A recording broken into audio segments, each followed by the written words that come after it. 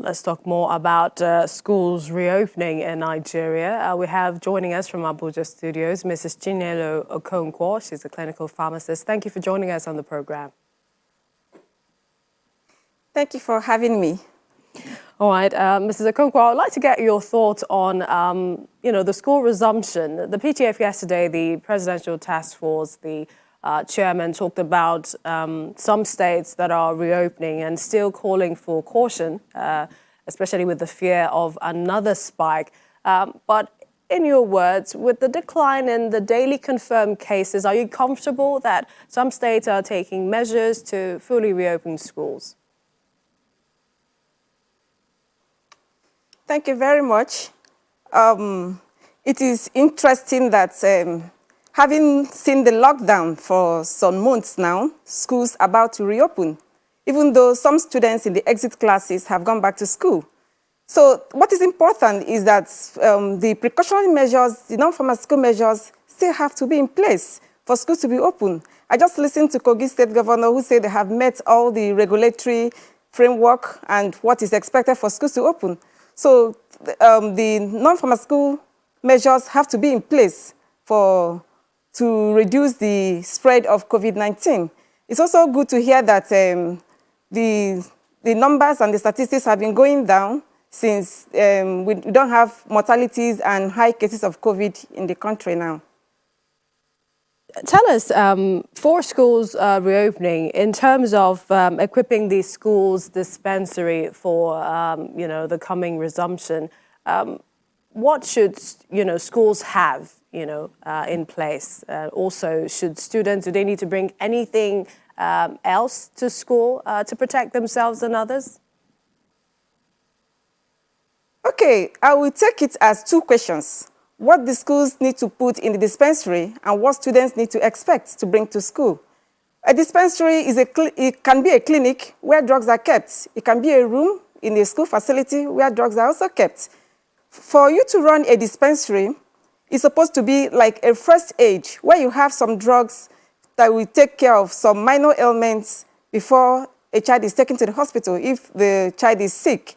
So to run a dispensary, so long as they're not licensed to dispense drugs, you have to limit what you stock to over-the-counter medications. You are not allowed to stock unethical drugs.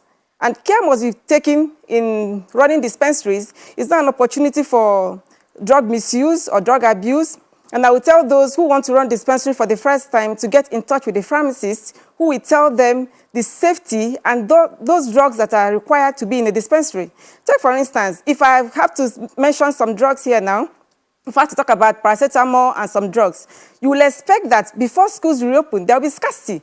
So what I will tell dispensaries to stock is the anti-inflammatory, antipyretic, antihistamine, hand sanitizers, and so on. So you need a health professional to break down the over-the-counter medications for you that you need to stock.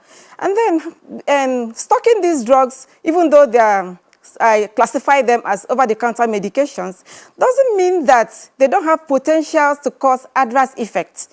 So one has to place caution in stocking those things and be sure that if any child is sick, the child should be taken to the nearest health facilities.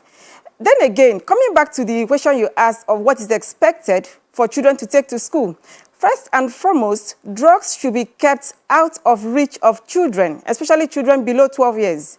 They are not expected to carry drugs. This is not the time for self-medication.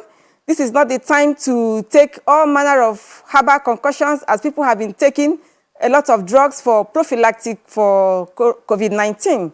So far, there is no validated treatment, no standard treatment for the treatment of COVID-19. If such is suspected from the symptoms we know, then the child has to be taken to the hospital. But for these students, their parents have to make sure on a daily basis before you send your child to school that the child does not have any signs of feeling of unwellness. For any symptom, if you suspect a child is sick, the child has to go to the nearest facility. The child should stay at home or go to the nearest facility.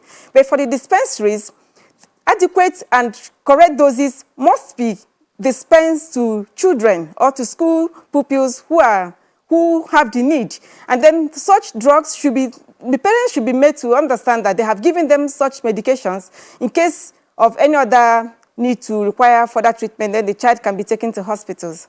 All right, we appreciate your time. Thank you so much for your comments on this issue. We've been talking to Mrs. Chinelo Okonkwo, a clinical pharmacist. Thank you for joining us on the program.